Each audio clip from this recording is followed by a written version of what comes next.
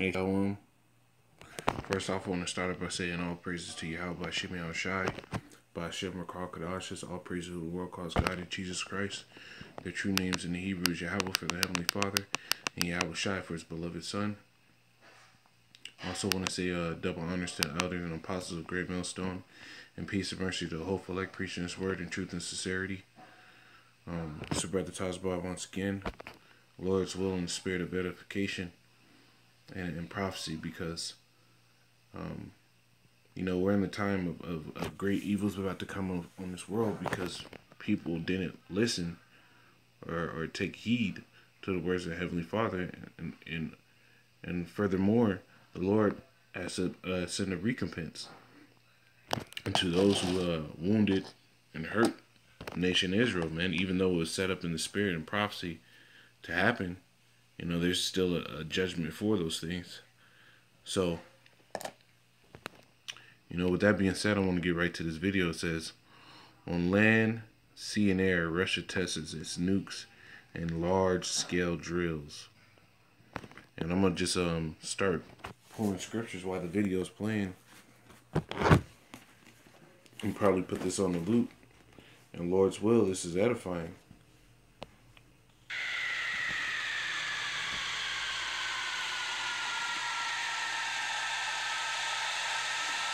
Now this is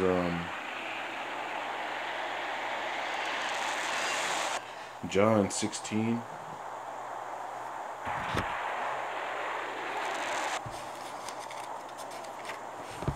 And start at verse 8. It says, and when he is come, he will reprove the world for a world of sin, and of righteousness, and of judgment.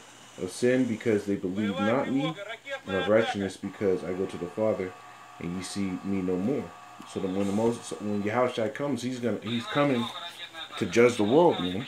When he comes back the second time, he's coming to judge the world, man. And part of that judgment that he's bringing is fire, man. He says, I come to bring fire, and what will I if it already be kindled, man? So there's going to be wars, things happening, man.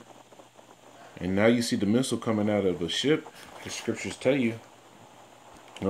This is Job 20.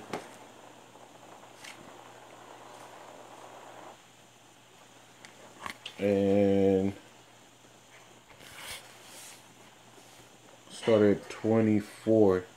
He shall flee from the iron weapon, and the bow of steel shall strike him through.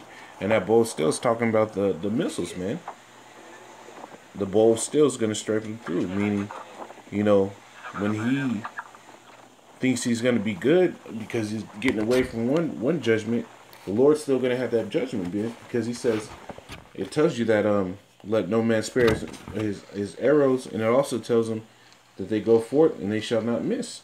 They're marked, Verse 25, it is drawn and cometh out of the body, meaning out of the silos, whatever instrument they're using to shoot these things, really.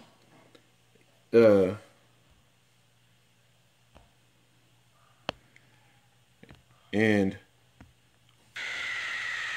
it says, it is drawn and coming out of the body. Yeah, the glittering sword cometh out of his gall.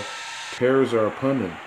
That glittering sword is talking about the missiles. The scriptures tell you, I believe it's in the book of Exodus, if I wet my glittering sword in heaven, and it shall come down upon Idumea. Idumea is another term for the land of Edom. It's a Greek term for the land of Edom. So when the Lord sends those judgments, it's coming to go against the so-called white men, the Caucasian people as they're called today, but really their biblical identity goes back to Esau, Edom. This is Jeremiah.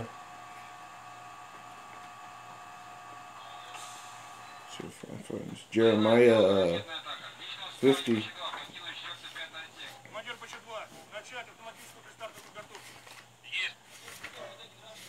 So yeah, Jeremiah 50 and started 22. A sound of battle is in the land, and great destruction. How is the hammer of the whole earth cut asunder and broken? How has Babylon become a desolation among the nations? You know, this is what you're going to have to consider. It says, I have laid a snare for thee, and thou art also taken, O Babylon, thou wast not aware. Thou art found and also caught, because thou hast striven against the Most High, man. And that's why that's why things like this are popping off, man. Missiles are being made and mass produced by all these countries, man. Because Esau, the so-called white man, is striven against the Lord. You know? Verse 25, Yahweh had opened his armory. What is that armory? These missiles being created. Now you have Russia showing the whole world its nuclear capabilities. And it has no dealings with Esau's money, so they can't even touch his infrastructure. It says, Yahweh had opened his armory. He had brought forth the weapons of his indignation. It says, for this is the work of Yahweh, power of hosts, in the land of the Chaldees. The land of the Chaldees go back to, the Hamites. But spiritually, this is the land of the Chaldees because they practice all the witchcraft here in Babylon the Great. You know, what people call America today. They practice all those witchcrafts.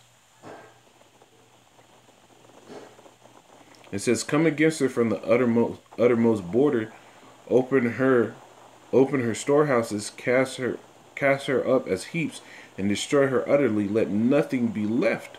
You know, and that's what these things are going to come to do. It tells you in the scriptures that he saw fire unfolding upon itself like a scroll, man. Meaning those mushroom clouds that come from nuclear explosions, man. You know, these things are coming to pass, and it's going to happen soon. Everything's set for this stuff to happen. This is Jeremiah 51 and 11. It says, Jeremiah 51 and 11. It says, make bright the arrows, gather the shields. Yahweh has raised up the spirit of the kings of the Medes, for the devices against Babylon to destroy it, because it is the vengeance of Yahweh, the vengeance of his temple, man. And that's why these things are going to happen, man. Because it says, all that devour thee shall you devour, man. You know, all the nations have come against the Lord's people, man. So Most High is going to bring vengeance, man. He says, I'm jealous for you with the sword jealousy, man. So with how people treated us, the Lord's looking at it, even though he's letting all this stuff happen because of our fuck-ups, the Lord's still looking at it like, hey, man, what the fuck, man? These people are going overboard, man, because it tells you that Esau forwarded our affliction, man. He laid on more and more into us when he saw that he wasn't getting judged for it. This is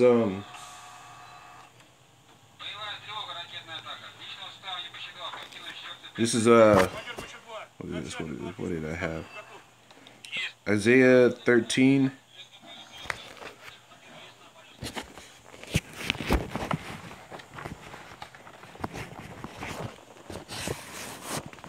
And no, I grabbed that. Let me jump to this real quick. This is in the book of 2nd Ezra 16. And starting at 19. Behold, famine and plague, tribulation and anguish are sent as scourges for a minute. But for all these things they shall not turn from their wickedness, nor be always mindful of the scourges, man. So this plague, this famine, is coming in the form of these missiles, man. You know, it says, if I wet my glittering sword, man. You got to remember these things. We're coming in a time where every nation is pissed off at the so-called white man. And at the forefront of all that, you got another so-called white man pissed off. These Russians, these so-called Jews today, which go back to the Khazarian Empire and their biblical identity, you know, is part of the Edomite family that are the house of Amalek, you know, Amalekites. You know, they're going to be at the forefront of all this, man. You so-called white people, which are biblically called Edomites, and goddamn craziest people on the face of the earth, you're fucking psychopaths. So when you start bringing your wrath upon this world, the Most High is going to set up a standard for his children, which are the so-called Negroes, Hispanics, and Native Americans, and you're going to destroy your own kingdom, man. It tells you the device that he devised is falling upon himself, man. So the Most High is going to use your own weapons to destroy you, man. And then the Israelites are going to be on top. Then we're going to come and fight against you. So, look out for this judgment, man. Look out for this judgment. The Most High is going to destroy this world by thermonuclear fire. In the book of, let me see if I can find this real quick. Revelation.